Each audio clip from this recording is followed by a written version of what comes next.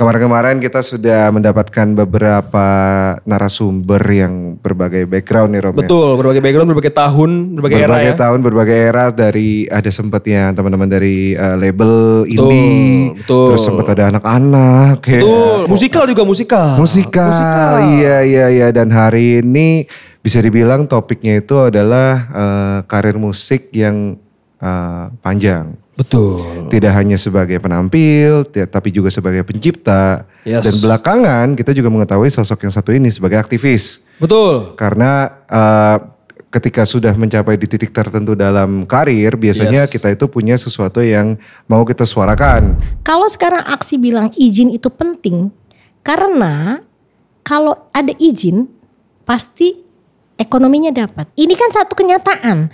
Masa pemerintah dan teman-teman mau menutup kenyataan ini karena ego? Menurut aku udahlah egonya. Emang sistemnya belum kalau kayak gini, udah kita betulin sistemnya. Saya ibu-ibu nih mau nanya, gimana betulinnya? Yeah. Kapan betulnya? Setiap generasi itu selalu, kalau bahasanya gue sih, ada perfectnya ada cacatnya. Iya. Gak bisa dipungkiri itu ya. Gak bisa dipungkiri, gak mungkin kayak satu generasi kayak, ini generasi. Lancar, sempurna gitu. Iya, kayak wah. Zaman gue paling enak gitu. Ya menurut lo zaman lo paling enak, tapi mungkin menurut yang orang yang sekarang zamannya dia paling enak. Iya, gitu. iya. Jadi, betul. Yang disuarakan ini nih demi kebaikan tidak hanya satu dua pihak tapi juga banyak pihak. Yes. Nah, langsung aja kita sambut deh Rom. Teh Rika Roslan. Teh Rika Roslan.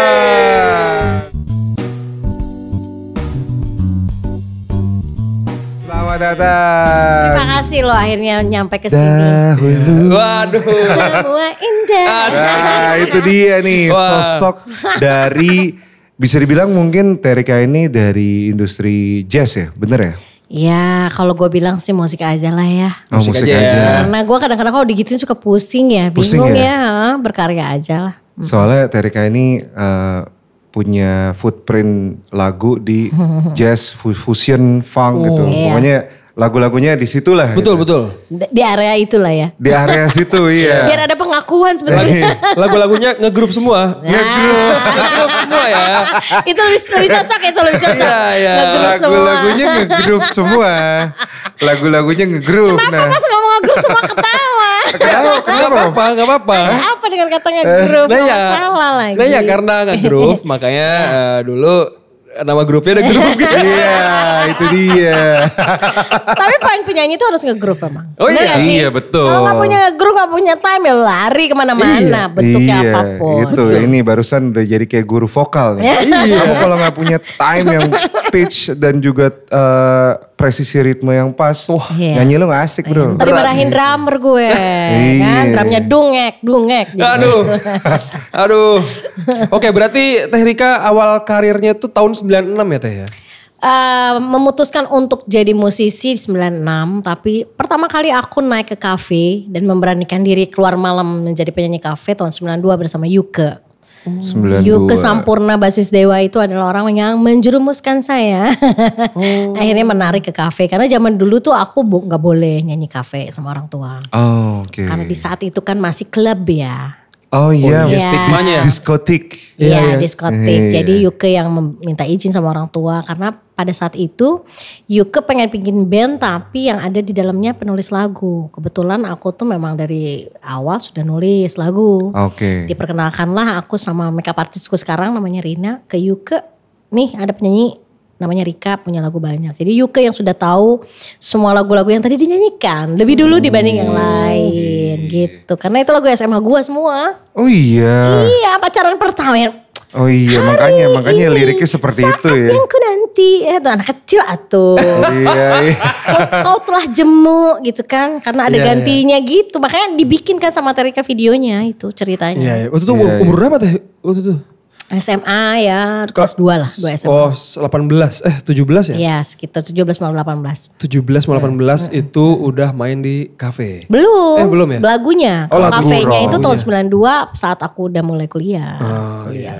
Belum makan gak boleh naik ke kafe tuh. Oh, iya, masih kecil nanti dijewer. Tapi bisa diizinin ya sama orang tua. Tuh Mas Yuka izinnya gimana? Karena kita rumahnya deketan, Oh, tetanggaan. Jadi kakakku udah tahu Yuke, jadi dia jamin bahwa dianterin dianterin pulang segala macem. Dia jamin juga, ya udahlah. Memang mungkin sama Tuhan udah dikasih jalannya, di tahun segitu harus mulai dikasih waktu untuk nyanyi ya. Iya. Masih ingat gak Terika lagu yang dibawain waktu itu tuh di kafe apa? Nah iya. Nah dari zaman 92 pun sebetulnya si Rika dan Yuke dan dulu tuh namanya Odyssey bandnya. Odyssey. Belum The Groove ya, Oh, belum The Odyssey. Groove. Itu bawainnya lagunya kayak Walk Shy, terus apa namanya Swing Out Sister. Udah oke. begitu. Iya, udah berat-berat nih. Brand New Harvest. Udah begitu. Jadi The Groove itu melanjutkan konsep yang memang sudah dibikin di Odyssey. Karena setengah dari yang di Odyssey itu mereka kayak Irwan, Opung Irwan tau? Oh, Opung Irwan itu nih. dulu keyboardisnya. Oh. Dia mau menyelesaikan kuliahnya. Terus Aib Wiraj sebelum Rejos dia mau fokus di TV. Jadi berhenti akhirnya tinggal gantung aku sama Yuke. Terus Yuke punya saudara Deta pemain drum. Yang akhirnya menggantikan Arman namanya. Terus akhirnya mencari yang lain. Gitu. Jadi dari tahun 92 musiknya udah begitu. Udah gak ada request. Gak boleh orang minta-minta. Pokoknya kita nyanyiin apa yang kita suka gitu. Dilanjutkan di The Groove. Arman gitu. tuh bikin gigi terus ya. Oh beda. Beda. Sorry. Walaupun sama-sama punya gigi tapi Salah. sekarang Arman yang ini udah punya ini tempat mobil gede. Pengusaha semua ini yang Oh, jadi. iya. Ya. Oh. Yang satu pemain keyboardis keduanya yang punya dodol piknik di Garut. Jadi memang Oh dia yang punya dodol piknik. Lo relate Relate gue anak pink tuh. Legend itu. jadi mereka memang ya udahlah gue nggak terlalu fokus. Sementara aku sama Yuke memang kepengen mewujudkan mimpinya untuk industri musik gitu.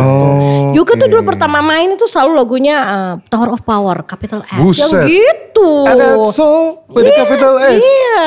So, yang gitu-gitu. Gua nggak tahu. Itu funk banget bro. Gak tahu. Gak tahu. Belajar. Aku kelahiran 2008. Gak ada urusan. Gak ada urusan. Nggak, tapi bener. itu kalau repertoire itu berarti memang bandnya frekuensinya tuh emang Iya. orang-orang yang kayaknya emang levelnya rada tinggi semua tuh kayaknya. Ya makanya waktu terakhir ini yang awal bubar gak ketemu Yuke nyari. Dia yang hunting tuh ketemu Ali Akbar, ketemu Rejos Tanto, Oh iya Reza, itu mah anak-anak ya. ini orang-orang Dia yang Jays nyulikin. bro, Iya, Jays. dia yang nyulikin tuh si Yuke yang nyulikin. Gue cuma Iya, terima iya, laporan dan iya. menyetujui doang gitu. Cuman waktu itu aku memang agak pikir dengan pemain piano. Gue pengen yang ada basic jazznya supaya bisa menemani chord-chord lagu yang aku bikin. Iya. Ketemulah Ali Akbar. Oh iya Ali Yang- Akbar kan memang orang jazz Iya, banget itu. pemain yang touch-nya gak pernah cukup kan? Iya. Apaan sih ini kurang ini? Iya, penghuni jazz festival itu yang disebutin namanya. itu. Iya. Gitu, Berarti seru tapi. jadi nama The Groove tahun berapa teh? Pas kita mau rekaman waktu itu karena apa ya namanya menurut kita ya, aduh ganti aja lah gitu. Terus Rejos akhirnya, udahlah kan kita kalau latihan nge-groove aja The Groove gitu. Sesimpel itu sih. Tahun? Ya 97-an lah. 96. Oh, 96 kan Rejos sudah. itu sampai nama sosmed aja Rejos The Groove. Iya. Oh iya. Gimana sih lu? Berarti Nggak dulu- ngulik lu ya? Lu ngulik ya. Dimarahin. Bercanda. Buat nambah-nambah Enak ini berdua gitu ya? nambah-nambah Enak, bumbu. enak. Jadi seolah-olah kayak ada konflik sedikit Iya, gitu. iya, Biar iya. ratingnya naik. Oh iya benar. Iya. Jadi kita belajar juga dari TV benar. ya. Belajar Kalau juga konflik dari- suka naik ya. Iya. Kalau ada konflik suka jadi ada aksi. Waduh. Ada konflik jadi ada nada darah. Benar. Gue sambung lah. Iya. Makanya memang sesuatu itu biasanya memang ada visinya. Yeay. Aduh. Oke, Sampai situ gue diem aja. Lanjut dulu. Oke, lanjut ya. Lanjut. Berarti dulu rekamannya tahun 96 itu ya, Mbak? Iya masih pakai pita. Itu pakai dah. pita ya? Pakai pita rekamannya. Ini gue ngulik nih Bang. 3 album Bang rekaman Iya, pakai pita. pakai Oh pita. kan? Oh siap. Ngulik Bang. 3 album pakai pita dan Iya. waktu itu label atau indie? Iya, label. Waktu itu kan nggak ada indie, maksudnya indie masih sedikit dan kita kan anak yang nggak ngerti juga. Nah waktu itu si The Groove ini sudah kalau kayak sekarang mungkin sudah viral gitu ya. Si lagu dahulu ini di pensi-pensi. Jadi pada saat itu nggak ada lah pensi nggak ngundang The Groove. Oh. Kawinan nggak ada yang nggak ngundang The Groove. Pokoknya apapun The Groove. Nah si dahulu ini pernah kita sama aku pribadi pernah ditawarin solo. Ditolak lagunya. Terus kemudian begitu sama The Groove juga seperti tawarin, ditolak. Sampai akhirnya viral di pensi. Pak Ian, Sony nyari kita lewat Mas Yofi. Jadi sebetulnya band ini bisa masuk ke Sony karena sudah viral di pensi dan lagunya orang sudah hafal. Si dahulu itu udah kayak Andi, Nikita Dompa, Zulham itu udah edik sama si lagu dahulu ini. Oh. Jadi sebenarnya labelnya gak ada usaha ya. Iya. Cuman akhirnya parah emang labelnya. Iya. kan pengen yang langsung laku. No comment. Parah emang lagunya, labelnya parah. No comment. Gue no comment aja Ji. Gak apa, itu gue aja. Itu aja ya. Gue memang ada personal. Saking parah, itu Iya. lagu gak ada video klipnya loh. Hah? Dahulu tuh gak ada video klipnya. Kenapa tuh? iya. Kenapa gak ada video? Nah jadi zaman itu tuh kayak ada harusnya menyampe 2.000 keping, 200.000 keping. Baru ada Ada video klip kedua. Nah lagu pertamanya kan Satu Mimpiku yang Mas Yofi. Karena memang harus ada yang garanti bahwa band ini ada kakaknya yang jagain. Jadi Mas Yofi bikin Satu Mimpiku tapi kita aransemen. Akhirnya jadi The Groove banget gitu kan. Kemudian Bandung naikin, ini sebulan naik, dahulu naik. Tapi karena perjanjian 200.000 kopi itu gak nyampe, akhirnya si lagu itu menjadi hits di clear top 10 berapa lama, berapa bulan, tetap gak dibikinin videonya. Makanya akhirnya aku yang bikinin sendiri tapi lebih cerita. Bahwa lagu ini masa gue SMA. Karena harapan gue kan yang kalau videonya gitu bersama band gue kan. Kalau yang Rika lebih ke, ini anak kecil, anak SMA yang ke Jakarta ditolak akhirnya bikin band gitu. Lebih cerita. Lebih personal, lebih sebagai 23 menit, songwriter. yes gitu. Tapi sedih kan, itu lagu kan legend ya. Sampai sekarang masih bawain tapi gak ada video klipnya. Parah emang labelnya. Parah ini. Parah. Sampai gue nangis waktu itu di sana. Pak tolong dong. Ini kan musiknya segmented gitu kan. Itu kayaknya gak bisa diratain semua. Gue begging-begging. Gak bisa ini aturannya. Ya udah akhirnya clear top 10. Bikinin potongan The Groove jalan-jalan ke semua kota di Indonesia. Dia potongin hanya untuk chart 1 The Groove ada gitu. Ada videonya. Kan gak ada itu berapa bulan. Iya. Tetep loh. Gak ada. Padahal kalau ada videonya sekarang bisa cari di YouTube, mungkin resolusinya low res gitu ya. Kayak, lucu mengenang rambut kita. Zaman Alis Krisdayanti kan harus satu garis. Bener lagi. Bener. Soalnya banyak juga sekarang teh kayak ngelihat misalnya Melly Guslau gitu ya. Ketika sekarang dan melihat saat dulu waktu awal-awal video potret kan orang jadi kayak bisa compare dulu dan sekarang. Kegilaan yang gak mungkin diulang kan. Gak mungkin gue begitu lagi. Iya gitu. Dan sekarang gak ada. Parah emang. Parah. Apa bang parah? Gak apa-apa. Tapi emang parah sih ya. Oh tapi setelah dirilis waktu pas versinya Terika berarti itu udah indie, tidak di... Udah indie. Aku sebetulnya dari maaf ya, tahun 2005 kan aku diberhentikan sama The Groove. Kemudian saya jadi indie di situ. Oh, sebentar, diberhentikan. Hah? Kita kembali setelah satu ya. Dikata show TV kali. Ada breaknya. Salfok gua, diberhentikan. Berarti bukan keluar. Enggak, 2005 aku diberhentikan. 2005 aku diberhentikan, 2004 menuju 2005 aku diberhentikan karena waktu itu teman-teman kepengen bikin band yang semua laki-laki isinya. Waduh. Akhirnya aku kelanang kelunung lah sendirian gitu. Enggak, tapi kan padahal lagu-lagu ciptaan Terika kan yang bisa dibilang yang bikin The Groove dikenal gitu kan. Ya Tuhan sih yang bikin kenal. Iya betul. Takut gue tuh kalau ngomong kayak gitu nanti ada yang bilang lagi. Tapi dititipkan atas nama Rika Ruslan. Iya pada saat itu. Jadi aku pokoknya 2004 ke 2005 aku dipanggil kantor. Anak-anak mengutarakan ingin bandnya semua laki-laki. Jadi aku diberhentikan tanpa excuse ya. Maksudnya probation lah sebulan 2 bulan gue kaget juga. Tapi ya kalau aku kan selalu ya udah kalau keputusan yang pengen nyoba laki semua ya aku berhenti. Terus pulang ke rumah bingung, nangis lah, pastilah. Namanya juga founder. Iya. Bingung juga kenapa gitu kan. Ya udah. Tapi waktu itu masih ada keterlibatan Yuke untuk... Yuke sudah pindah ke Dewa.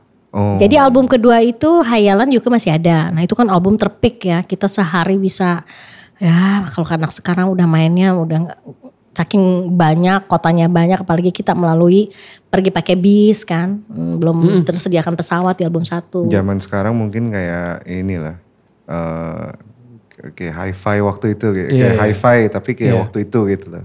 Iya. Atau Run waktu awal-awal Benar-benar. rilis Iya, gitu. iya, Jadi kayak anak muda yang memang lagunya fresh. Iya.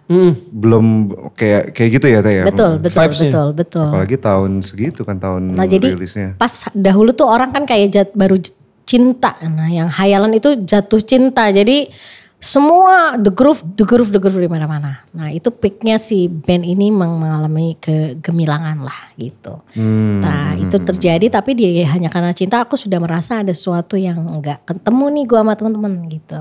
Cuman kita masih bertahan. Nah mungkin setelah launching si Hanya Karena Cinta itu nggak lama ya 2 bulan dari video klipnya keluar gue diberhentiin. Jadi gue juga waktu lu beneran mau berhentiin saat kita lagi promo.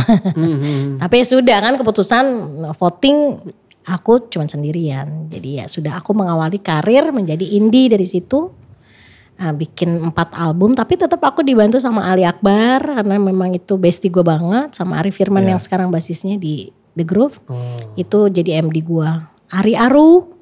Ari Renaldi, Rudy itu yang isi semua, Aksan Syuman.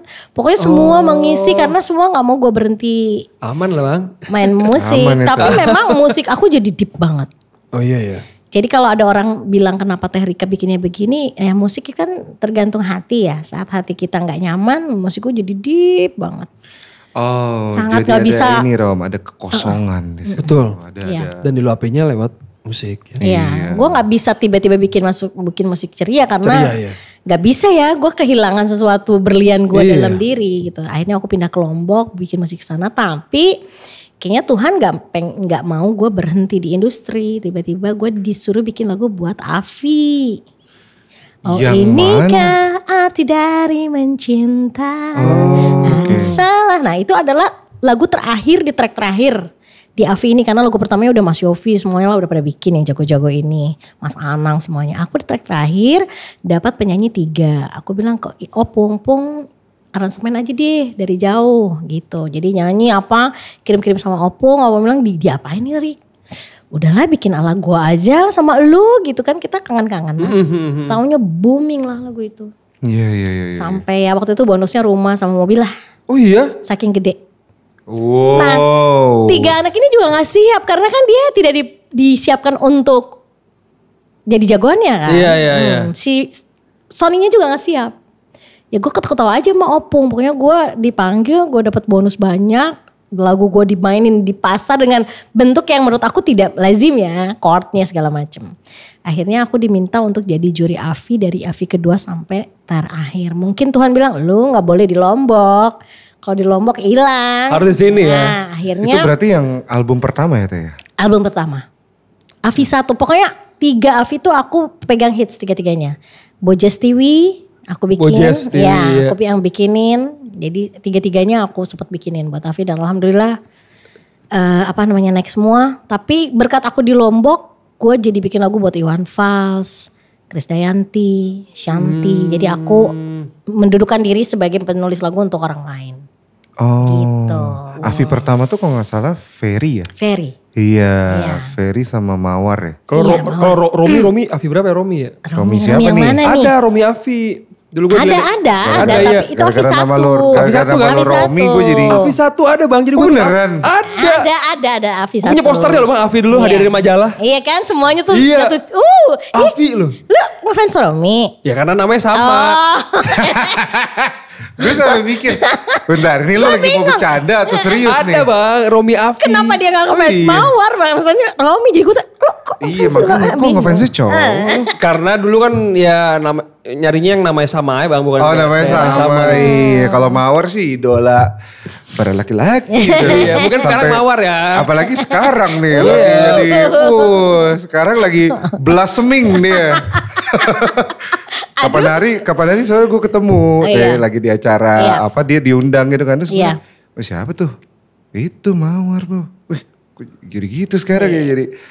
Iya. Eye of the event bro. Ntar bentar lagi lagu aku ada yang bikin buat Mawar akan keluar ya.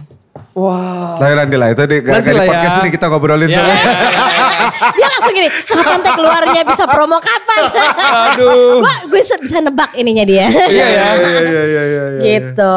Oh Afi dari 2 sampai habis berarti jadi juri. Jadi ya juri, seleksi keliling, Iya, bikinin lagu, kadang-kadang masuk ke ini untuk mentor juga, semualah. Tapi buat aku ya mungkin Tuhan mengalihkan kekosongan hidup gue ya. Dan akhirnya aku bisa karir lagi kan. Bisa bikin indie ada 4 buah. Walaupun bentuknya lebih deep, world music masuk segala macem.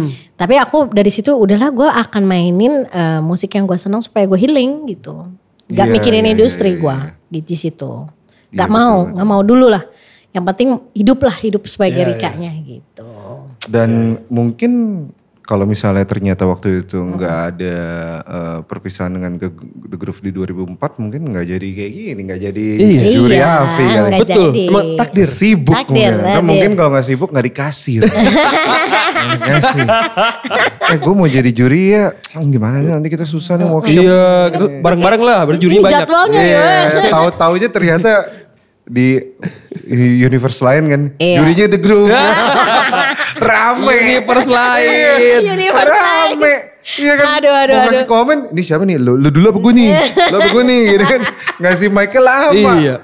Show Afi sampai malam jadinya nih. Gak selesai ya. Nah nih, tapi di tahun 2008 tuh Terika sempat ini ya, sempat bantu The Groove lagi. Balik lagi. Maksudnya karena pernah ngadain konser sama Malik ya? Betul, jadi abis aku 2004 jalan sendiri, dibantu oleh Aksan, Ryan, Nikita Dompat, hampir semua pernah main sama Terika.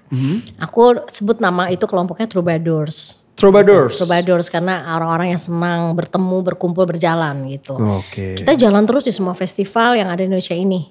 Semuanya dengan Troubadours ini. Sampai akhirnya aku ditelepon Yuke kembali. Rick The Groove hilang. Dewa juga lagi berhenti pasif, kan Once baru keluar. Jadi gue menyaksikan semuanya lah ya dalam hidup ya. Saksi hidup. Saksi. Jadi Dewa lagi off karena Once-nya keluar dari Dewa. Kemudian Yuke minta The Groove reunian supaya ada lagi. Aku bilang tapi aku kan udah punya manajemen sendiri, terus udah punya album sendiri juga. Jadi gak bisa kayak sebebas merpati dulu. Jadi kalau ada jadwal ya aku duluin dulu punya aku. Karena mau gimana pun aku harus berterima kasih pada orang-orang yang nemenin saya di masa saya sendirian. Cuman sedih juga kalau sampai band itu harus hilang karena kan gue yang bikin ya. Iya ya. Kan dulu di rumah aku makan apa mamaku tuh masih inget lah kesukaan. Reza sukanya sambal ini, dia tuh inget sampai sekarang mamaku udah 88. Jadi memorinya masih inget lah saat aku bersama teman-teman. Akhirnya aku balik bantuin. Kita bikin single aku yang nulis Let's Go Reunion, Ku Sambut Hadirmu. Terus ketemu sama Mas Yofi sama Mas Dino di Bandara Bali, gue masih ingat. Terus aku cetuk ngomong, ulang tahunnya The Groove sama Malik tuh sama loh tanggalnya, Mei 15. Wah lucu juga kita bikin konser, jadilah The Essential of Groove. The Essential of Groove. Tahun segitu The Groove masih di label?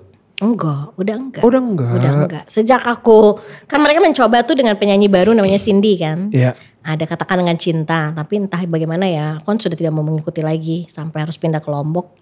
Gue udah gak mau dengerin lah gitu.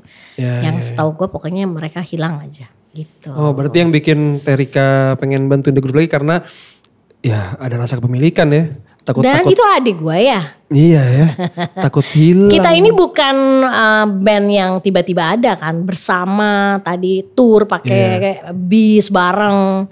Lo bayangin aja cewek sendiri masuk ke di Kalimantan tuh kan ke hutan-hutan.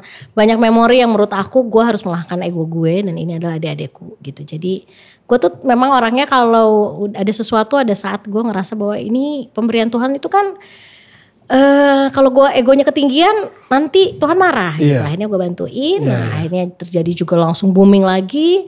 Waktu itu juga aku sampai bingung jadwal gue nyanyi sama The Groove tuh salah-salah. Iya. Jadi supir aku gini, yuk ini sebentar lagi The Groove. Udah pakai motor aja gue gitu. Saking gue pengen dua-duanya jalan. Nah itulah. Gitu.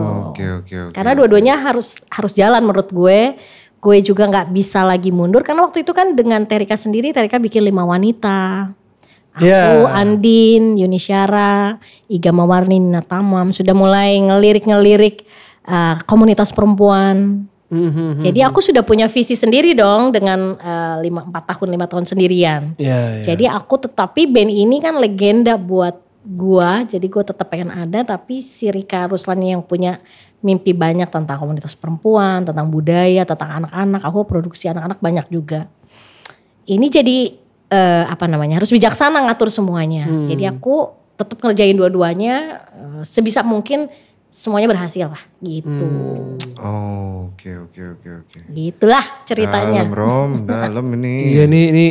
Aduh. Gak apa-apa lah biar yang pada nonton, tahu. Betul, yang nonton harus nyimak banget ini. Simak banget. Harus simak banget ini. Nah, tapi kalau ngomongin nyimak-nyimakan ini sedikit sharing ya Teh. Jadi kalau ngobrol podcast ini kan kadang-kadang kita juga punya pengalaman yang bermacam-macam ketika ngomong dengerin ya. Teh Rika ini dari tadi stay di aksis mikrofonnya loh. Maksudnya kedengeran clear gitu kalau ngomong. Kadang tuh ada yang kesini dikit, atau kadang-kadang begini. Pengalaman rekamannya atau kadang-kadang begini. Analognya itu loh. Gini bang ikutnya. Tapi ternyata ada kayak lock gitu. Locknya kayak mulutnya tetap begini nih. Iya. Jadi gue enak denger sini enak ya. Kayak gini nih. Gitu tuh. Gue perhatiin. Dari tadi enggak soalnya suaranya clear terus. Maksudnya sangat menandakan bahwa ini orang yang bergerak di belakang mikrofon lah. Iya. Karena gak bisa diedit waktu itu. Iya. Oh ini nih ada apa? Sindiran halus. Oh iya. Terhadap segala sesuatu yang bisa diedit, apalagi bisa diciptakan tanpa harus direkam. Waduh. Lanjut dong. Oke. Panjang nih mas ini. Wah ini masih ada 13.000 pertanyaan. 13.000 pertanyaan. Baik. Betul. Iya. Nah kan tadi kan ngebantuin konsernya The Groove lagi di konser bareng Malik. Betul. Nah terus setelah konser tersebut gimana Teh? Apakah bergabung lagi dengan The Groove atau malah ada konflik mungkin? Jadi sebetulnya abis konser itu yang terjadi itu di Bandung tuh. Aku sempet temen bilang ke anak-anak. Kayaknya guys kalau kita mau lanjutkan manajemennya harus ganti. Balik aja lah ke manajer yang dulu yang memang album 1-2 memang berhasil memegang kita. Karena menurut aku The Groove ini kan segmented banget ya. Udah gitu umurnya juga sudah tidak muda lagi. Jadi kayaknya kalau dipegang harus yang umurnya agak-agak jangan terlalu jauh. Jadi generation gap-nya gak kejauhan. Ngerti juga musik kita dari awal dan ngerti sifat masing-masing gitu loh. Karena kan semua musisi itu menurut aku ada sifat-sifat yang unik ya gitu. Nah kalau orang baru yang gak kenal akhirnya jadi kewajiban bekerja. Sementara The Groove itu berdiri dulu bukan kewajiban bekerja karena senang. Musiknya juga susah, ya gak sih? Tadi gue cerita kan repertornya. Jadi orang yang megangnya dan segala macam pun harus suka, harus senang dan harus bisa minggil ke komunitas yang memang cocok dengan musik kita. Iya gak sih? Kalau mainnya di mana ya jualannya jadi susah. Mungkin aman kalau untuk perut kayak yang ya udahlah main gathering. Tapi si The Groove ini kan menurut aku ada lebih idealis yang harus hidup di potnya. Sehingga dia jadi subur. Kalau dia tidak di potnya dia cuma kerja ininya habis gitu kan. Saya sudah komplain. Tapi mungkin karena banyak pekerjaan numpuk sampai akhirnya ada satu masa aku kembali ribut dengan manajemen yang memang dulu dia adalah orang saya. Jadi anak ini dulu saya yang bawa. Jadi aku tahu banget lah kalau untuk jualan mah pinter. Tapi kalau untuk ngurus pribadi manusia kurang menurut aku ya gitu. Jadi kalau aku bilang ke teman-teman gimana nih anak kalau jadiin agensi aja. Gak usah jadi manajer. Kalau manajer itu harus memanage semua. Hati kita harus ngerti kalau ngobrol sama klien yang ini tuh begini gitu loh gitu. Akhirnya aku kasih pilihan ke teman-teman. Waktu itu aku udah pikir gini ya, ini kalau terjadi sesuatu susah nih balik lagi. Karena biasanya yang kedua tuh nggak semudah yang pertama. Jadi aku bilang ke anak-anak daripada kitanya nggak ribut, kita nggak punya masalah bertujuh nih. Gimana kalau manajemennya diganti, dia jadi agensi aja, manajernya tetap balik ke yang dulu. Ngerapihin semuanya, hati kita segala macam. Tapi saat itu temen anak ini nggak mau dan anak-anak juga kayaknya bingung mau ngeberhentiin. Nah karena kelihatan bingung anak-anak ngeberhentiin itu gue ketemu 4 kali lah sama anak-anak. Kalian bingung ya? Oh, kita bingung nih Rik ngeberhentiin gimana. Ya udah kita beda manajemen aja deh. Kayak Ari Lasso sama Dewa. Aku kan udah dibilang saya kan sempat diberhentikan, udah punya manajer sendiri. Aku sama manajerku jadi udah tau lah raiders atau apa segala macam moodnya gue. Kalau perempuan kan beda ya sama laki-laki ya. Backstage harus ada kaca apalah. Kalau cewek nggak cantik kan, lu aja pengen mawar tadi kesini. Aduh. Jadi iya kan? Kalau laki mah bajunya mau itu terus apa juga nggak terlalu diiniin. Jadi akhirnya aku mengambil ini kan supaya kita tenang-tenang dan nggak enak di backstage segala macam. Kita pisah manajemen. Nah, pisahlah manajemen dan berjalan waktu itu ada 6 show ya, 6 show aman-aman saja. Nah, sampai akhirnya ada satu kejadian saya mendapat surat balik dari IO yang menyatakan bahwa untuk saat ini The Groove sudah tidak bisa satu panggung dengan Rika Ruslan. Hah? Gitu. Jadi dari IO? Iya, karena IO itu kan tadinya nanya ke aku masih bisa main bareng teh? Bisa. Tapi beda manajemen. Kita gak punya nomor telepon manajernya The Groove. Aku yang ngasih ke IO itu. Nah, IO itu kan balik nanya ke aku. Teh kok jawabannya gini? Apa isinya? Saya baca itu. Sampai sekarang WA-nya masih saya baca. Dan waktu itu saya simpen di bagian legal aku ya. Karena melanggar kesepakatan kan. Kesepakatan kan beda manajemen. Iya. Nah saat itu The Groove nyatakan tidak bisa lagi satu panggung sama aku. Dan aku balik ngobrol dengan pihak-pihak. Ya akhirnya aku mensomasi The Groove. Gak boleh lagi bawain lagu aku. Jadi kalau ada orang yang bilang, Teh Rika kok tega ya, The Groove-nya gak boleh bawain lagu Teh Rika. Kan lu yang mendirikan juga. Ya aku gak mau laguku dibawain sama orang yang gak mau sepanggung sama aku. Itu kan hak moral gue kena. Iya. Berapapun uang yang diberikan jadi gak mau. Oh berarti waktu The Groove bikin ngasih surat itu tuh Teh Rika gak tahu. Gak diskusi dulu sama Teh Rika ya? Tidak ada. Akhirnya aku tidak langsung somasi ya, maaf. Gue ke Bandung nemuin teman-teman, terus aku bawa sampai aku tuh nulis beberapa note yang ingin aku pertanyakan karena dalam diri aku kalau aku ngambil keputusan sekarang ini harus matang sekali keputusannya. Jadi aku tanyakan perjalanan kita segini susah, kita sempat pisah kemudian kalian hilang, terus kita sekarang balik lagi. Ini benar sudah kalian pikirkan, terus tulisan yang diberikan kepada IO ini dari manajemen itu betul adalah keinginan kalian gitu. Karena kalau keinginan kalian saya harus menghormati. Tapi sebelum saya melakukan sesuatu terhadap karya saya mau nanya ulang ke teman-teman kan, lu semua bukan pemain band yang bukan jadi saudara, kita ini adik kakak. Musyawarah dulu, Ro. Yeah. Doing it the Indonesian way. Iya, aku tanyakan begitu teman-teman bilang, iya ini keputusan kita karena kayaknya udah gak nyaman. Oh oke. Berarti ini udah 100% kalian pikirkan, sudah aku tanya sampai 3 kali. Oke kalau gitu saya akan melakukan sesuatu 3 hari ke depan, aku somasi. Oh. Itu yang banyak orang gak tahu kan. Kenapa saya mensomasi gak boleh di Groove tuh karena ada latar belakangnya. Maunya saya waktu itu sih sebetulnya, kenapa saya pilih pisah manajemen itu supaya kita healing dulu ya. Cooling down, terus mencari tahu apa yang baik untuk band ini, benar gak sih? Tidak banyak, kayak Dewa sama Ari Lasso kan fine-fine aja ya, sama besar. Dan menurut saya juga bagus kalau kita gini nanti The Groove pengen bawa penyanyi baru, anak muda, bisa jadi adik aku anyway. Iya.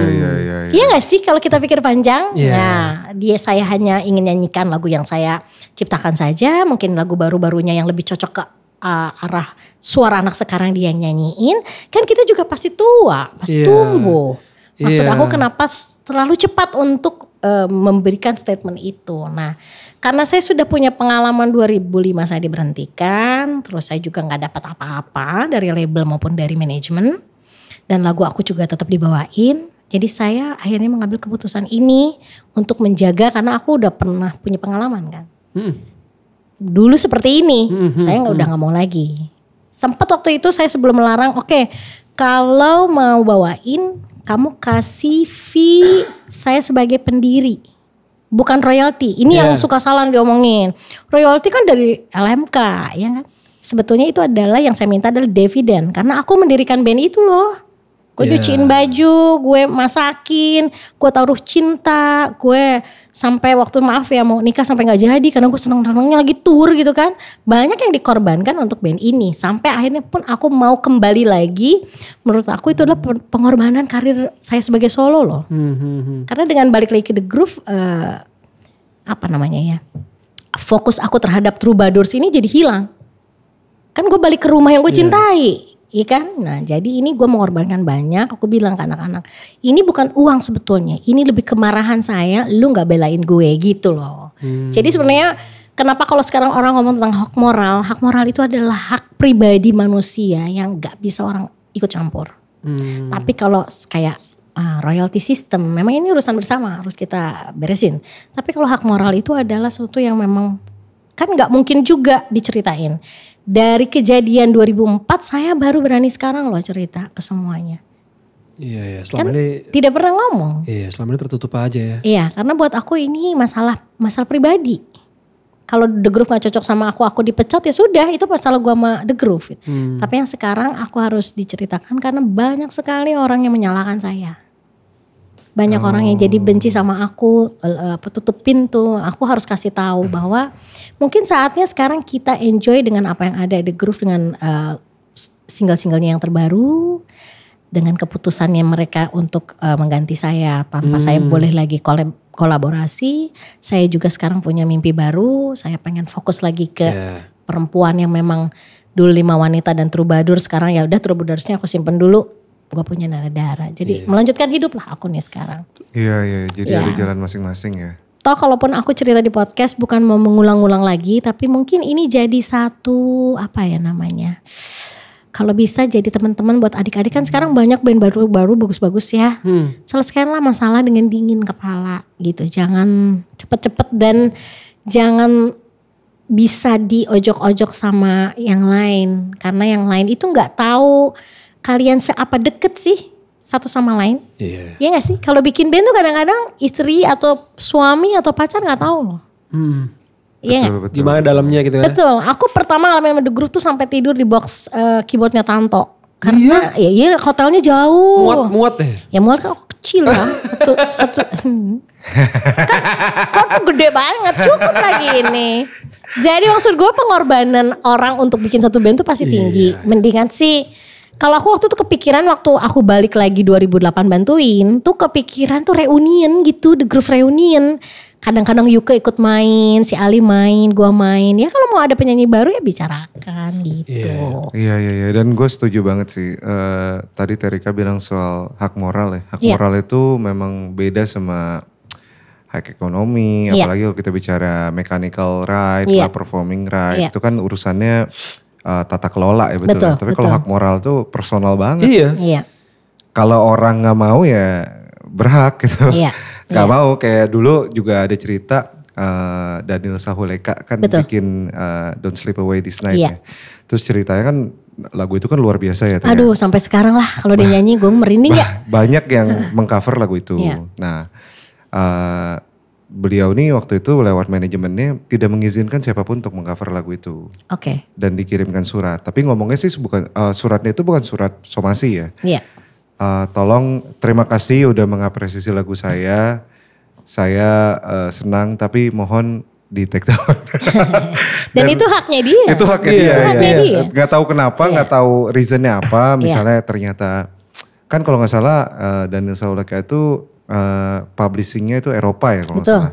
Eropa itu kan punya style memang protektif lah, nggak yang kayak Amerika yang eksploitatif ya. Jadi ya udah di take down. Dan kalau waktu itu mungkin teman-teman kreator mikirnya lebih ke panas. Apa sih orang kita senang lagu lu kok di take down, gitu. Tapi setelah balik lagi kan sesuatu tuh biasanya dimulai dengan emosi dulu. Kalau anak muda ya, anak muda marah dulu nih. Ini ya makanya mungkin tadi Terika bilang Terika dibenci apa sama gitu. Mungkin karena dilihatnya dimarahin dulu. Marah dulu terhadap apaan sih ini. Aneh-aneh aja. Tapi setelah makin mengerti, makin tahu. Apalagi kalau ternyata hidup membawa kita menjadi seorang pencipta juga ya. Akhirnya jadi tahu, oh ternyata hak moral itu memang melekat. Jadi ketika dia gak mau, mungkin bahkan publishingnya nggak apa-apa bro, tapi Iya.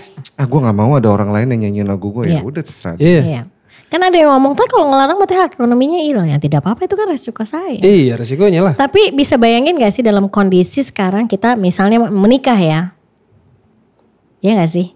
Iya. Gonjang-ganjing di dalam. Kan banyak yang gini, udahlah rumahnya tinggalin aja, dipisah dulu. Supaya cooling down dulu. Nah pada saat lagi cooling down itu tiba-tiba misalnya laki gue bawa cewek ke rumah. Diambil gak barangnya sama gue? Diambilin kan? Iya. Kan perjanjiannya cooling down. Itu kan Iya, logika aku gitu. aku kalau ngomong suka logika aja gitu. Iya. Logikanya adalah waktu itu saya minta pisah manajemen untuk cooling down supaya sama-sama tahu. Kalaupun ke depannya mau ada penyanyi baru atau apa itu bisa dibicarakan. Toh memang musik itu jalan terus ya. Tapi istilahnya kayak tadi lagi cerai, kita lagi cooling down, yang satu keluar dulu dari rumah, terus tiba-tiba yang satu akhirnya melakukan ya kayak gitu, bawa cewek ke dalam rumah, ya pasti si istri yang pulang ke rumah ibunya akan ambilin semua barangnya dia udah kabur. tanpa excuse gitu. Nah sampai hari ini kan memang belum ada penyelesaian dan saya senang sekali The Groove sudah ada featuring dengan banyak penyanyi, mereka jalan keren. Mungkin itu mimpi yang dari 2004 kan. 2004 kan dibilang pengen band yang memang punya apa ya, jangan terlalu terwarnai oleh Sirika Ruslan gitu. Nah ini adalah saatnya dan saya juga punya mimpi yang akan saya lanjutkan. Dan mungkin ini malah membuat saya jadi terbuka gitu.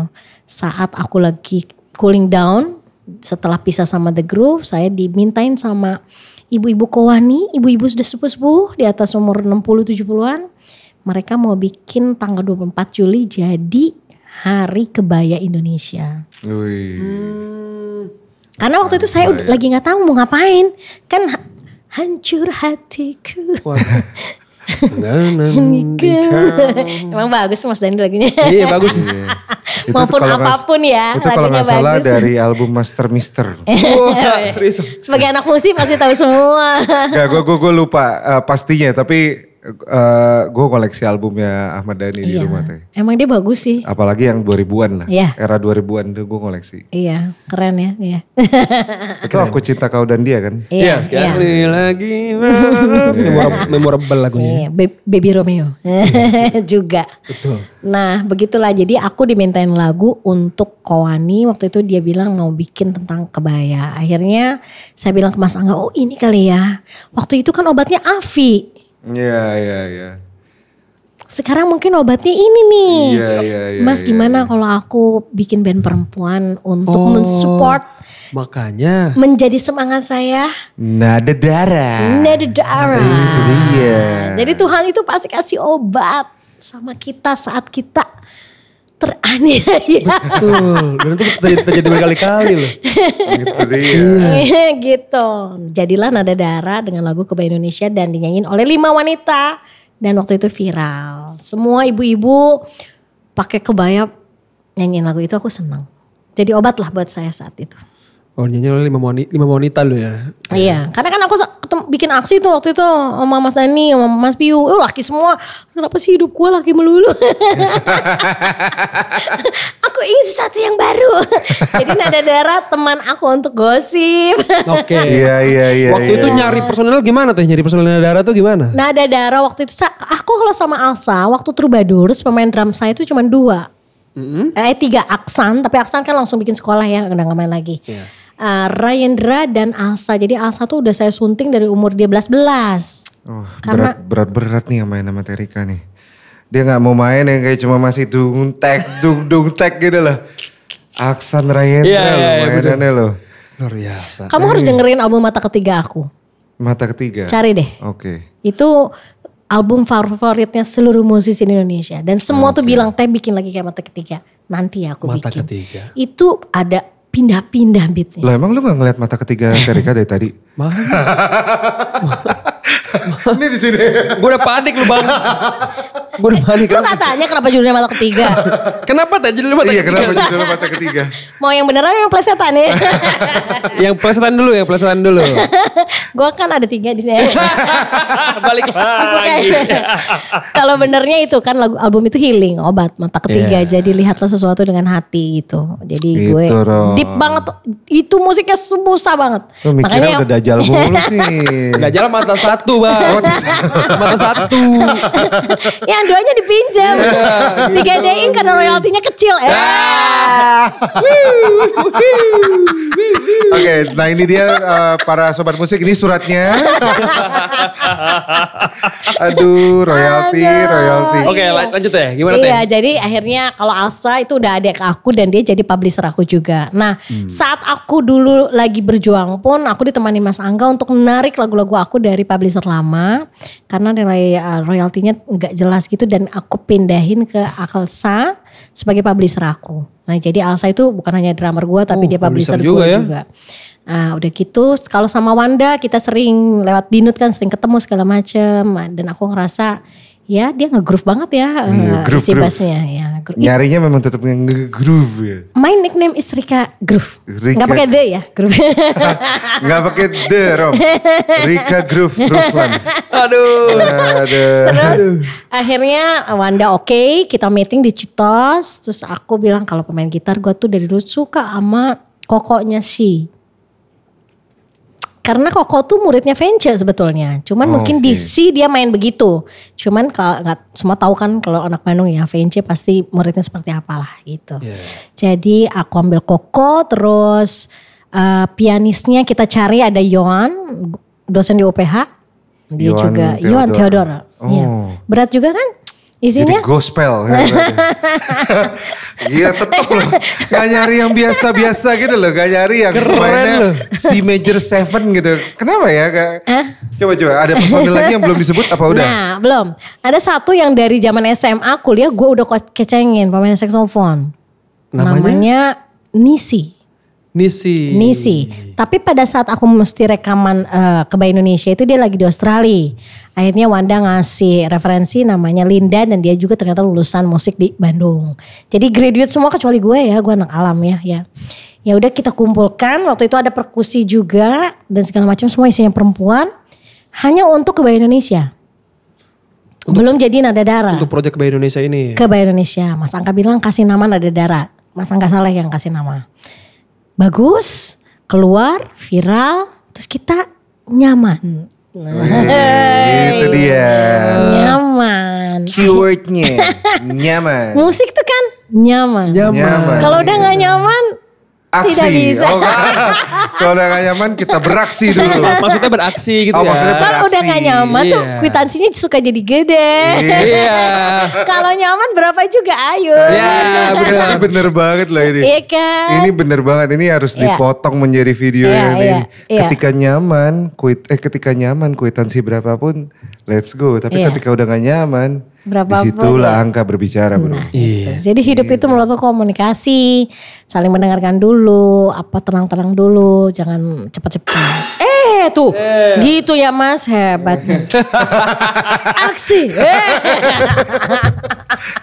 Gitu. Aduh, tapi lebih gampang mana teh? Lebih gampang menghandle band cowok atau band cewek? Kan cewek tahu sendiri lah ya. Ternyata enggak. Ternyata enggak. Mudah deh. Mudah. Mereka datang sudah prepare, sudah mendengar, nggak cangcong-cangcong langsung latihan dan mereka sudah langsung ready. Biasanya aku 2 kali latihan udah aman. Tapi yang sulit memang kan perempuan itu ada anaknya, ada suami, terus ada mood-mood bulanan yang memang harus kita ngerti. Tapi biasanya karena mereka itu udah sekolah musik ya, jadi mereka udah tahu kan gue musisi gitu. Iya benar. Mereka udah nggak ada mudi-mudi sih kalau di Nada Dara ya, semua udah ready. Makanya gue merasa bahwa apa yang terjadi dalam hidup ini sebenarnya Tuhan punya pesan sih sama aku. Gue bikin band legenda sudah. Gue bermain sama orang gokil semuanya di Indonesia Raya ini. Di Troubadours, Risa Harsyad, Indra Lesmana semua udah ada di album gue. 4 indie itu. Sekarang apa sih yang aku belum bikin? Adalah band yang isinya perempuan, berjuang untuk perempuan, memberikan kesempatan perempuan untuk mainin lagu aku yang alhamdulillah banyak yang dikenal orang supaya mereka bisa ke depan nggak cuma jadi pilihan kedua. Misalnya kan kalau band perempuan tuh oke, Hari Ibu dibikinin, Hari Kartini dibikinin gitu ya. Iya, cuma hari besar aja ya. Iya gitu kan, tapi tidak ada sesuatu yang bentuknya perempuan. Aku mau fokus sekarang ke situ dulu, sama yang ngurus aksi. Berarti message besar apa teh yang mau disampaikan oleh Nada Darah ini gitu? Apa sih visi utamanya? Ya laki-laki jangan melihat sesuatu yang gak harus dilihat lah. Dengerin mereka adalah musisi hebat. Kemarin di kalian kan viral apa tuh? Oh. Gue langsung inget lagi. Aduh, memang kadang-kadang nih ya, netizen suka sarvogu. Tapi itu yang membuat Nada Darah kesini sama gue, karena kita ingin meluruskan. Iya. Bahwa bukan hanya itu yang mau dipertontonkan gitu. Keindahan musiknya itu adalah anugerah dari Tuhan. Anugerah dari Tuhan ya. Sobat musik tolong ya. Anugerah dari Tuhan. Iya, kita suka Tuhan. Semua yang ngeliat yang indah. Cowok juga suka ngeliat yang indah, cewek juga sama. Tetapi Nada Darah ini adalah perempuan yang punya skill semua. Dan Nada Darah ini memang intinya ada di Yohan, ada di siapa? Alsa, ada di Wanda Omar, ada di Koko, ada di Nisi, ada di Citra di backing vokal. Tetapi sebetulnya ada yang akan sebut gak Mas? Aku suka lali. Ada Iren, sekarang sequencer perempuan ternyata ada Iren. Tapi biasanya kalau mereka gak bisa berhalangan, karena apa? Aku selalu cari gantinya perempuan. Dan ternyata sudah mulai terdata basis ada Sheila, ada Frisella, piano banyak loh pianonya, ada Ella, saksofon banyak. Jadi aku dengan Nada Darah ini aku punya data perempuan musisi yang sekolahan dan siap untuk tampil semakin banyak. Aku akhirnya jadi sekarang punya ide baru nih. Mudah-mudahan nanti kalian mau support lagi. Saya lagi pengen bikin festival yang isinya perempuan. Oh, udah gue tebak sih. Barusan terlintas di kepala. Oh, ini festival perempuan kayaknya. Bantuin dong. Terus habis itu semua peserta yang pria mendapatkan diskon 50%. Apa hubungannya peserta pria? Karena dulu di Bandung tuh ada Ladies Night. Ladies Night DSE. Itu cewek-cewek semua kan di free-in ya, laki datang. Jadi hidup kan memang begitu. Jadi perempuan-perempuan ini harus berkarya. Nih kalau Terika rasa ya, dari semua kehidupan yang aku alami, aku harus mengasing ke Lombok, aku harus kembali kedua kali ngerasain begini. Ternyata musik ini yang membuat saya sembuh dan sehat dan waras gitu. Jadi kayaknya perempuan ini walaupun dia sudah menikah punya anak, lalu dia udah tagnya adalah musisi, sampai tua juga dia pengen main musik. Tapi kalau nggak ada wadahnya kan jadi nggak ada tempat ya, harus ditungguin tanggal-tanggalan yang setahun cuma 2 kali. Tanggal-tanggal yang spesifik ke wanita itu ya. Hari Ibu, nggak gini, Hari Ibu ada 2 masih. Hari Kartini. Hari Ibu Nasional sama internasional. Oh iya benar. Hari Kartini. Udah habis. Iya.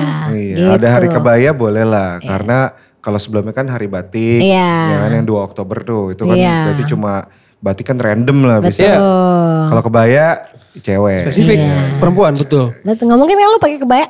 Tidak dong. Nah, itu tidak bisa diakuisisi oleh laki-laki ya. Kalau batik masih bisa. Batik masih bisa. Iya gitu ceritanya. Nah berarti Terika sama Nada Darah nih yang aku tahu juga kan ngerilis ulang lagu-lagunya yang bareng waktu bareng The Groove ya. Iya. Ada Sepi, terus Dahulu. Hayalan. Nah itu sebenarnya tujuan utamanya apa teh? Tujuan utama rilis ulang itu? Yang betul-betul abis ke Indonesia itu Wanita Berdendang dulu. Wanita Berdendang. Benar. Ya, Wanita Berdendang itu aku keluarin sebagai statement bahwa perempuan-perempuan ini mulai dari sekarang akan mendendangkan pesan-pesan dan karya lewat bersama-sama dengan Nada Darah. Isinya Nada Darah akan banyak sesuai kebutuhan. Dan kita akan support semua perempuan-perempuan yang mau berkarir di bawah halaman musik Rika Ruslan. Dan yang terakhir kemarin kita mengeluarkan Bawalah Daku. Itu dulu lagu dinyanyikan oleh Puput Melati. Nah sebetulnya apa yang saya lakukan ini adalah niatan aku sebelum aku comeback sama The Groove. Aku pengen bikin story of my life. Karena di Indonesia ini penulis lagu tuh gak pernah direken, gak pernah dilihat. Semua tahu lagunya. Ibarat kata nih, kalau nggak rame-rame soal royalti, orang tahu lagu Berharap Tak Berpisah itu punya Denny Casmala. Iya betul sih. Kita sih tahu. Ya, tapi kan orang nggak semenyimak itu, betul. Ya kan. Nah, jadi saya pengen mendedikasikan diri kepada penulis lagu karena aku dikasih ini sama Tuhan gratis loh. Nulis lagu tuh kan walaupun sekolah kalau nggak hits nggak bisa aja, itu kan Tuhan yang menentukan. Kalau ibarat ada kata gini kan, penyanyi menentukan betul, tapi kalau zaman dulu CD atau kaset 10 lagu, kenapa hitsnya cuma 2? Berarti kan di situ ada jodoh yang ditentukan oleh Tuhan. Jadi lagunya bagus, penyanyinya bagus, arrangernya bagus, momennya tepat, Tuhan merestui, terjadilah. Nah jadi aku dari sebelum balik ke The Groove itu sudah izin juga ke teman-teman, saya mau bikin Story of My Life dan semua lagu akan aku aransemen ulang, tetapi akan aku sesuaikan dengan keinginan saya. Misalnya dahulu BPM-nya aku naikin, karena zaman itu dibikin aku lagi jadi neng disco Bandung banget. Zaman itu di SE, hayalan BPM aku naikin, Sepi tetap lebih cool, Echa yang main. Bawalah Daku, aku balikin ke tahun 80-an karena itu masa-masa SMA yang gitu ya. Jadi aku balikin ke memorinya aku, mungkin next abis ini aku akan keluarin Coba Untuk Setia, Izinkan Aku Menyayangimu dan segala macam. Itu sebetulnya lebih ke, ini penulis lagu itu akan sampai kapanpun lagu ini adalah baby kita dan kita akan jagain. Yuk sama-sama menghargai karya cipta ini supaya sama-sama enak makainya. Yang make enak, yang dipakai juga enak gitu. Itu bisa kita artikan banyak sih Rom. Salah ya bahasuku ya. Aduh kalau ngomong sama laki begitu ya. Gue kalau ngomong sama perempuan gak gini bahasanya. Loh, maksudnya bisa diartikan bahwa karya yang lebih baik. Karya lebih baik. Ekonomi, moral. Jadi yang make enak, yang dipakai juga enak. Endeus gitu. Iya. Sama-sama kaya lah gitu ya. Kalau bahasanya lebih ini ya, bermanfaat sama-sama. Bermanfaat. Sama-sama puas. Sama puas ya. Puas. Ini kacau. Kalau kamu ngerti gak bahasanya? Gitu. Iya tapi ini loh ternyata setelah ngobrol dari tadi sama Terika ya kan mungkin sebelum ini juga kami atau mungkin teman-teman dari Sobat Musik atau mungkin netizen pada umumnya mungkin belum mengenal Terika secara personal gitu. Tapi Terika nih kalau gue bisa mengibaratkan nih orang Indonesia seutuhnya nih. Pancasila 5-5-nya dari tadi kesebut nih. Ada ketuhanannya. Iya benar. Ada persatuannya. Jadi ada kemanusiaan, ada keadilan, kerakyatan. Jadi dari tadi nih mencakup itu gitu loh. Sila-sila dari 1 sampai 5 ini keluar gitu dalam setiap perkataannya. Ternyata memang apa ya? Kalau dari aku sih nggak semua orang tuh semikir sejauh ini sih Teh. Maksudnya banyak yang kayaknya tuh ya pokoknya kontekstual, bicara kontekstual dalam hidup tuh tentang 1 atau 2 topik aja. Nggak yang sampai bertopik-topik atau sampai di luar dari konteks yang spesifik misalnya musik ya di luar teknis. Ini mungkin pengaruh musiknya berat juga Rom. Jadi emang kepintarannya tuh. Dan lingkungan. Iya kepintarannya juga beda gitu loh. Musiknya berat soalnya. Enggak, karena tadi aku bilang aku diselamatkan oleh sesuatu yang aku sukai dan diberikan oleh Tuhan dari dasar kecil. Aku sering nulis puisi dari kecil. Gue dari kecil sering zaman gue SMP di Sukabumi kan aku SMP-nya. Aku udah nyanyiin lagu Dian Permana Putra, Mas Harvey kayak gitu. Jadi orang-orang kenapa sih si Rika ini dengernya memang aneh. Terus aku seneng sekali pengen tahu itu siapa Dian Permana Putra gitu. Jadi mungkin jadi menurut aku manusia itu beda-beda sebetulnya di dunia ini. Lu gak bisa mengharapkan aku jadi yang lain karena memang manusia kan beda-beda dilahirkan. Mungkin aku suka sesuatu yang deep, aku lebih suka sesuatu yang unik. Kalau bikin lagu, misalnya aku bikinin lagu untuk Coba Untuk Setia untuk Krisdayanti, orang gak ada yang tahu itu lagu gue. Iya. Atau aku bikinin lagu Iwan Fals, sayangku, itu kan orang gak tahu itu lagu buat gue. Iya. Tapi kan buat aku ya, aku kan mempersembahkan untuk Iwan Fals dan sebetulnya lagu itu lagu Papi Aku Meninggal. Jadi aku gak lagi tur papiku meninggal, aku bikin lagu itu karena itu dedicate untuk mamaku. Sebetulnya mamaku pengen bilang I love you udah gak sempet, gue juga gak sempet kan papinya udah gak ada. Nah ketemunya sama Tuhan lucu, bukan lucu, bagus pas. Galang baru meninggal, Mas Iwan perlu lagu, papiku juga sama meninggal. Itu lagu adalah cerita tentang sedih kan, bukan sepasang kekasih. Dipertemukanlah booming. Jadi sebetulnya menurut aku sudah selayaknya penyanyi dan pencipta lagu itu ngobrol. Karena itu takdir. Gak bisa ada siapa yang lebih besar. Iya gak sih? Takdir semuanya. Lagu ini dititipin ke sini tuh takdir. Jadi kalau ada apa-apa tuh ngobrol. Kalau ngobrol tuh saya rasa pasti ada solusinya. Karena pada saat itu sistem tidak mempertemukan. Yang mempertemukan adalah manusia dengan manusia. Suka dan kemudian jadi lagu. Nah ini kenapa sekarang gak bisa begitu ya gitu. Ya gak sih? Tapi aku senang juga sih Teh sama platform streaming zaman sekarang tuh sekarang udah bisa ngeliat kredit lagu tuh. Penciptanya siapa. Tapi ada yang gak nulis, ada yang nulisnya salah juga. Ada yang salah, ada yang gak nulis. Cuman ya itu membantu lah. Ketawa dia. Banyak yang direvisi juga. Iya harus direvisi cepat. Baru tahu loh Cobalah Untuk Setia itu salah satu lagu yang komposisinya enak itu. Iya terima kasih. Terima kasih. Nah sekarang aku bersyukur ya punya partner Mas Angga Saleh yang nemenin karena dia itu menyadarkan saya bahwa kalau aku sekarang gak berani speak up, aku gak sama-sama berjuang, mungkin Indonesia ini akan gelap terus gitu kan. Apa yang terjadi ini sebetulnya harus disikapi dengan bijaksana menurut saya. Kan gara-gara ada yang ngomong nih gara-gara si ini nih semua jadi ribut. Sebetulnya kalau dipositifkan, kalau nggak ada ribut-ribut ini orang nggak tahu loh royalti gue 129.000, Piu juga nggak tahu royalti dia 125.000. Harusnya ini alhamdulillah ada masalah ini sekarang kita jadi tahu. Dia lebih aware ya. Gimana betulinnya halo negara gitu. Ini ada yang tidak dapat uangnya, buka cuma setahun 3 kali. Halo Kemenkum.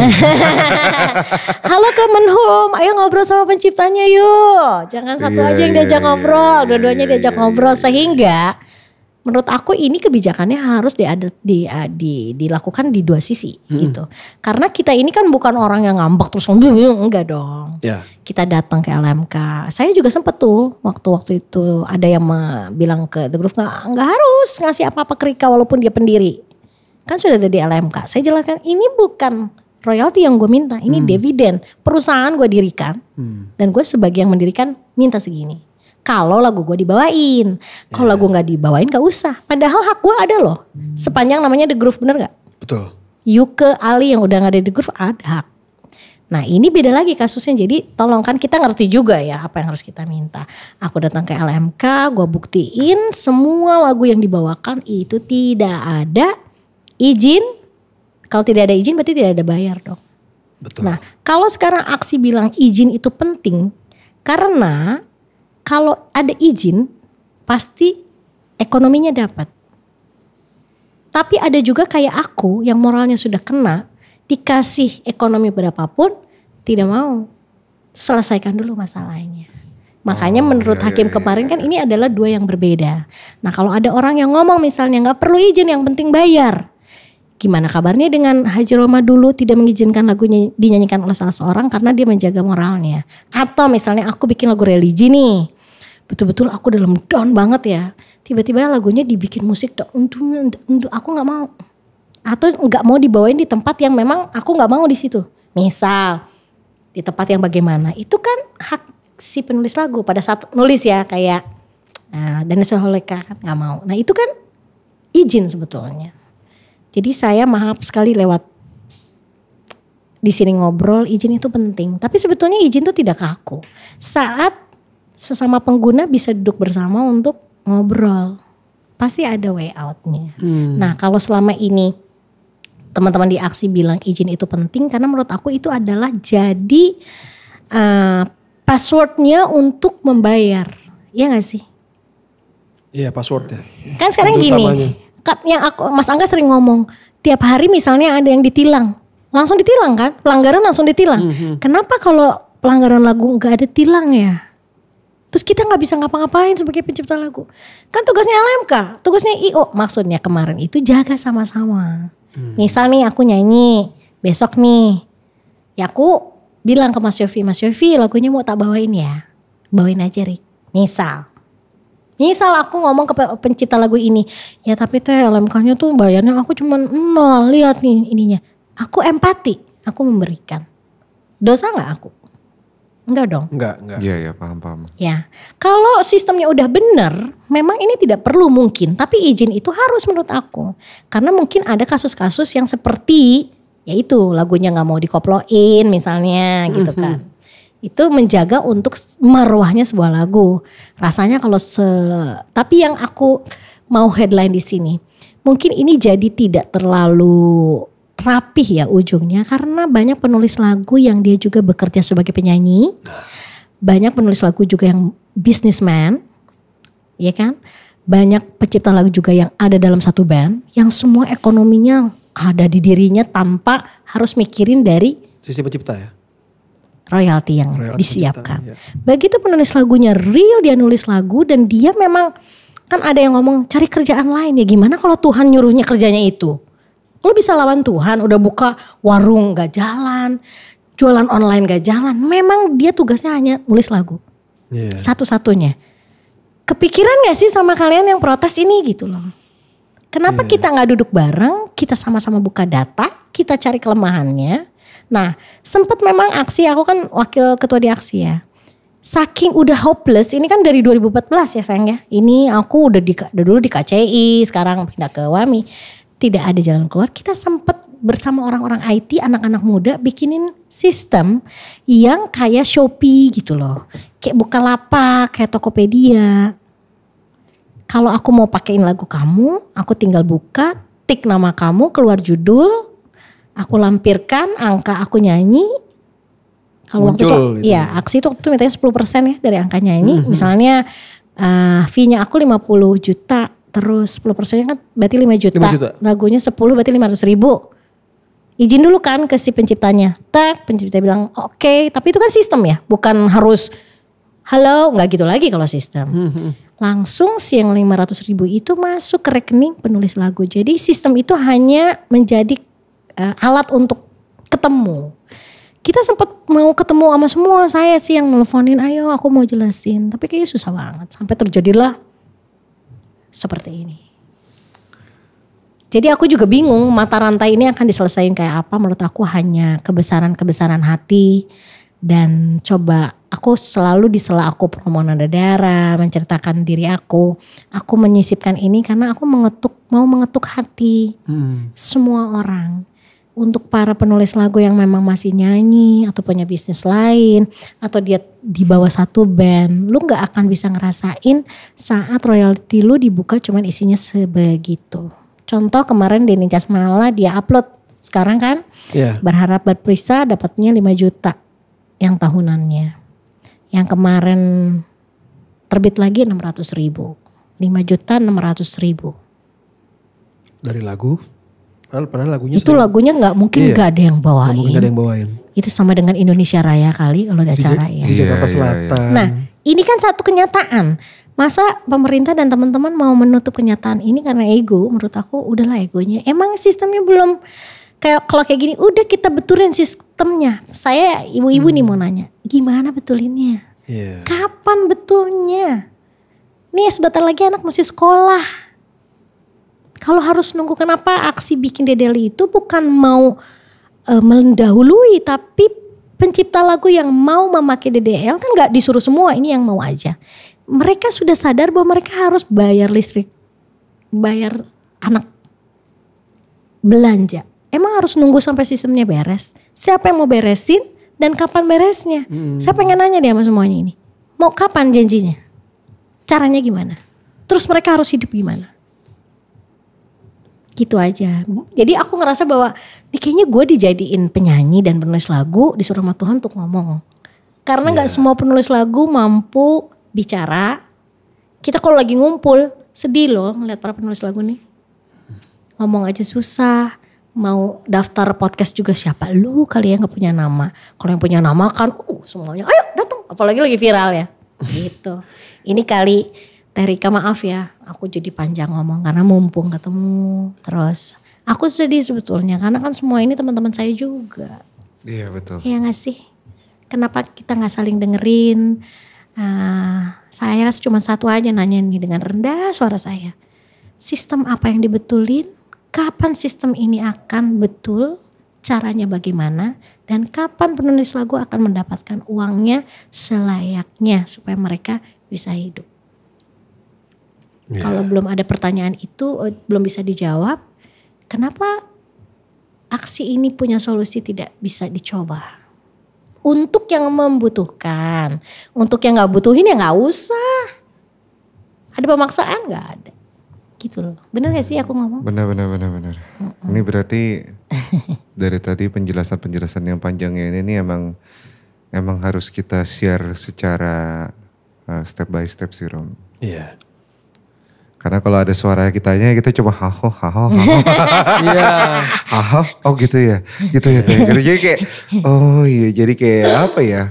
Kayak mama lagi ngasih kuliah sama anak-anak. Betul. akhirnya jadi lebih tahu sih sebenarnya. Tapi gak apa-apa ya supaya tahu ya.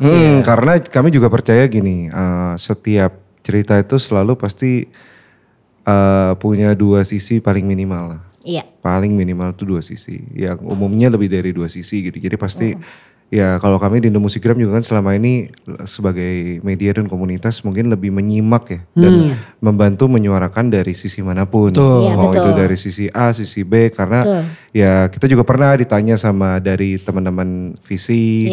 Lu kok kayak ini sih support teman-teman aksi banget gitu. Terus misalnya dari aksi kadang-kadang yang kenal dengan kami kayak kok kayak Indomusikgram berat ke visi. Mungkin di sini juga kami bisa jawab kami gak ada bagian di dua-duanya gitu. Tapi memang selama ini yang menyampaikan kayak press release atau mengirimkan materi itu memang lebih banyak dari teman-teman Vesmi dan Visi yang ngasih materi. Kalau dari kami kan kadang-kadang taunya udah di post. Baru nih, udah di post nih ada ini. Iya. Biasa dari kita baru ramein gitu. Kalau memang ternyata kami juga menerima materinya, saya yakin media juga rata-rata kalau yang netral ya. Maksudnya ya pasti akan membahas dari dua sisi. Karena sebenarnya ini bukan kayak good versus evil. Kalau kita lihat nih ya, lebih kayak untuk perbaikan bersama ya. People against the system gitu. People against the system. Jadi memang ada yang di dalam sistem ada people juga. Di dalam people ya ada IP, ada art, tapi di dalam sistem ada people. Jadi ketika people against the system ada people yang di dalam sistem yang mungkin meminta untuk, tolong dong diredam biar kita nggak kena salah atau kita nggak disalahin. Tapi people yang di sini yang which is di luar sistem, yang di dalam mereka bukan people tapi IP. Karya-karya yang ternyata di dalam IP-nya ada people lagi. Ya itu tadi anak mau sekolah. Tagihan gitu. Itu jadi kok masalahnya itu mungkin yang selama ini teman-teman netizen atau orang-orang biasa lihat tuh masalah yang hanya di permukaan. Iya betul. Yaitu permasalahan mungkin yang dibahas Ari Bias, Agnes Monica, ya kan. Tapi sebenarnya kalau kita lihat dalam deep banget. Ya kayak kita juga aware kayak misalnya Denny Casmala selalu ngomong lo akan ngerti ketika lo udah gak punya apa-apa kecuali karya atau semacam itulah ya kalau saya nggak salah nangkep gitu. Jadi ya mungkin tapi orang nggak semuanya menangkap itu. Iya betul. Iya. Ya mudah-mudahan kan nanti mungkin yang lain bisa ngobrol juga. Ini salah satu yang dibalik semua yang senang-senang harus ada diangkat sesuatu yang memang harus diangkat supaya menurut aku sih Indonesia menuju baik memang harus pahit-pahit dulu lah. Iya. Semuanya harus pahit-pahit dulu, yang buruk-buruknya mulai dikikis-kikis. Tapi kalau aku melihat ada sempat pertanyaan kan, apakah kita akan berhasil atau tidak? Saya selalu jawab ke diri sendiri, kita sudah berjuang berusaha.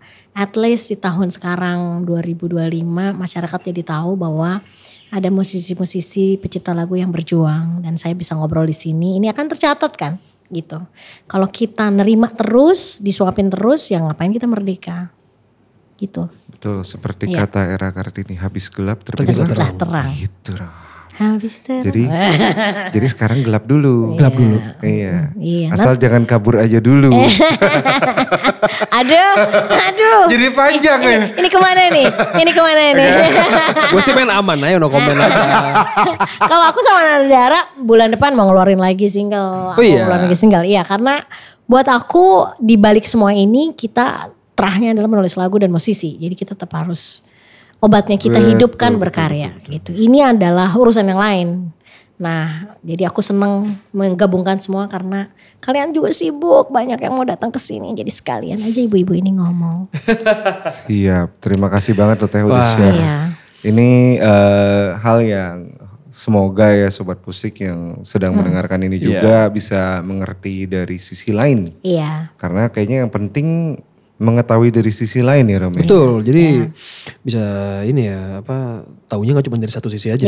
Bisa ada memperluas wawasan lah. Jadi betul. Karena dari tadi kan kalau kita summary kita udah dengar perjalanan Terika dari waktu pas remaja diajak untuk ngeband dan bahwa lagu-lagu hitnya itu adalah lagu-lagu yang di masa-masa SMA ya masa-masa dan perjalanannya hingga menjadi dewasa dan akhirnya berusaha untuk kembali tapi nggak jadi dan akhirnya di masa sekarang menjadi aktivis gitu di mana memperjuangkan hak yang lebih daripada uang.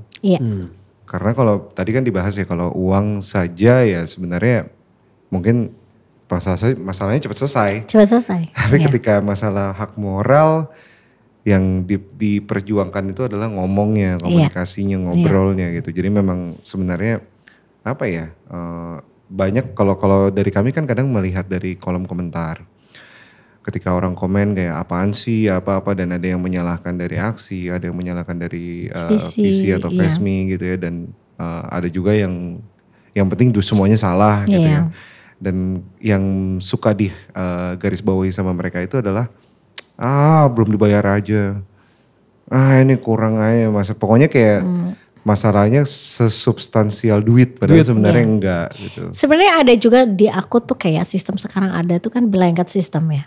Blanket system itu kan memang kayak maaf ya untuk teman-teman yang di kafe, di restoran itu pasti blanket system.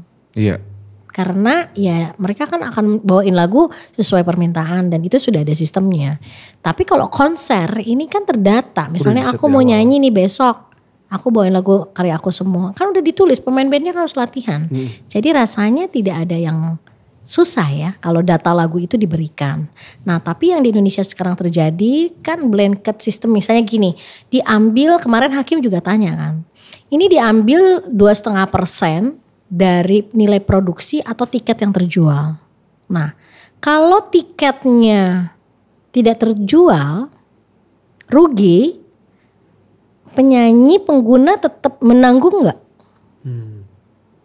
Menanggung nggak? Enggak kan? Enggak kan? Karena dibayar di depan kan? Iya. Tapi pencipta lagu menanggung. Iya. Ya, ini nggak equal kalau buat kami ya. Iya nggak sih? Nah, kalau misalnya pertanyaan hakim kemarin juga, kalau misalnya dibayar setelah acara, kemungkinan nggak sih IO-nya nggak bayar? Ada kemungkinan. Ada kemungkinan. Jadi sebetulnya ini memang betul-betul harus dibetulin. Terus dengan blanket system tidak ada data lagu itu misalnya kamu produksi acara 100 juta, 2,5%-nya diambil. Kan gak ada data lagu, kemudian dibagikan ke siapa bagiannya? Nah, itu dia. Selama ini yang terjadi dari 2004 itu kita gak punya data pemakaian lagu kita. Makanya begitu kita tanyakan di festival ini aku nyanyi nih. Kok gak ada datanya, gak ada pembayarannya juga. Jadi selama ini kalau aksi bilangnya memang tidak ada data dan tidak ada penjelasan tentang berapa yang diterima itu dari mana, memang iya. Nah ini kan harus disimak dengan baik-baik, betul gak sih? Gitu. Makanya kenapa kita ingin pakai sistem digital untuk pertunjukan dulu lah. Supaya lu naik ke atas panggung udah tahu bahwa temen kamu yang tadi lagunya diminta, yang tadinya bestie itu sudah diberikan haknya. Kalau saya sekarang terus terang kalau nyanyi kayak kemarin saya ada satu kejadian saya gak tahu juga, saya langsung datengin. Om Hari Sabar almarhum keluarganya saya datengin, saya ngobrol dari jam 3 sampai jam 10 malam ngedengerin bagaimana Om Hari Sabar berjuang dulu. Dan ternyata masalah ini dari dulu. Dari istrinya ya? Ya, dan aku berpelukan kita pulang benar-benar sampai sekarang masih way out. Jadi way outnya memang harus ketemu sih. Jangan karena lu ada masalah sama aku, terus Bro kenapa kemarin nyanyi gini-gini kan gue udah bilang gini. Terus udah cuekin gitu. Harus ketemu. Jadi marah. Nah ini juga makanya yang tadi hak moral itu menurut aku jadi penting di balik ini semua. Tetapi kalau sistem sekarang yang terjadi itu seperti itu, ditarik 2,5%-nya itu, tetapi baginya kesiapannya nggak tahu. Jadi mungkin ada yang kayak Mas Dencas malah pernah waktu itu dia cerita ke aku dia dapat 15 juta ya Mas Angga ya. 15 juta itu untuk 3 tahun. Wah.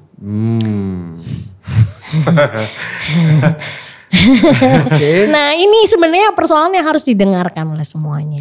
Nah kalau misalnya udahlah betulin aja sistemnya di situ aja, betul. Tapi bagaimana dengan bulan besok yang kalau sistemnya belum benar dan belum ada cara mengambil ini semua dengan tegas gitu. Untuk DDL sendiri teh itu sedang menunggu ini ya berarti ya? Ya kan jadi susah ya.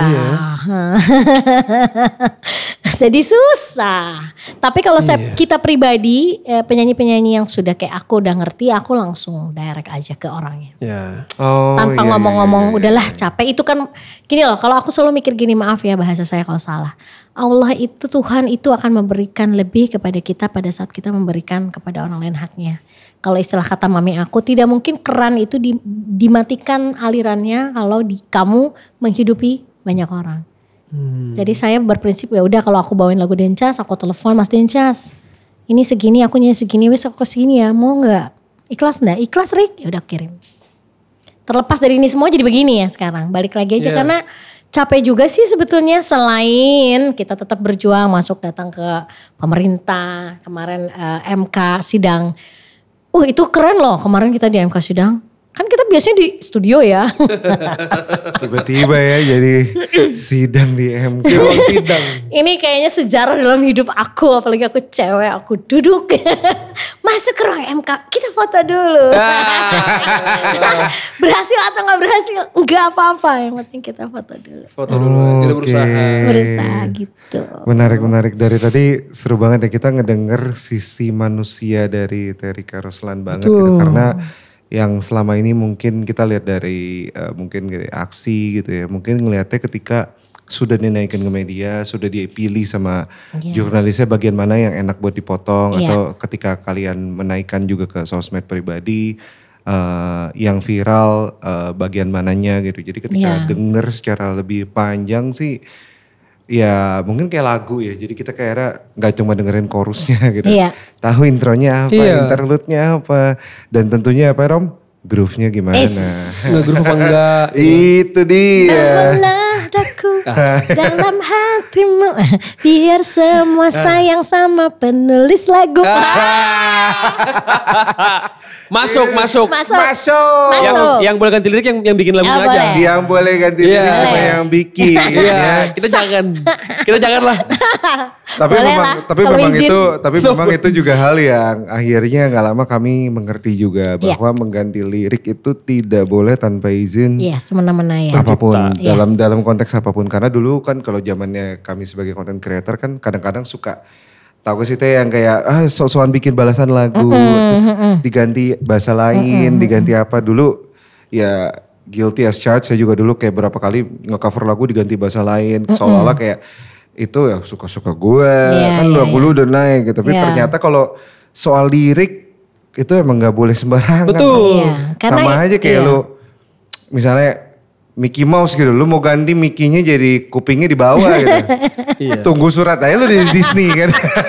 Ternyata baru nggak gitu. Lagu itu seberat IP apapun. Karena mungkin ada lagu kayak tadi, lagu coba izinkan papiku meninggal masih ada jenazah, aku di sela itu nulis sedikit terus nyambung, itu kan pribadi buat aku. Jadi begitu itu lagu dibawain sama Iwan Fals tuh, Bang Iwan nanya, Rik lo gak mau datang ke studio? Gak mau gue. Karena aku ngefans banget sama Bang Iwan, udah yakin itu pasti bagus. Tapi lagu itu jadi personal, jadi kadang-kadang aku kalau ngaransemen, aku selalu bilang jangan terlalu diapain ya lagunya karena itu deep buat gue gitu. Seperti itu. Ada kisah-kisah di balik sebuah lagu yang memang, tapi biasanya kalau penyanyi yang bawain lagu minta itu ngerti kok.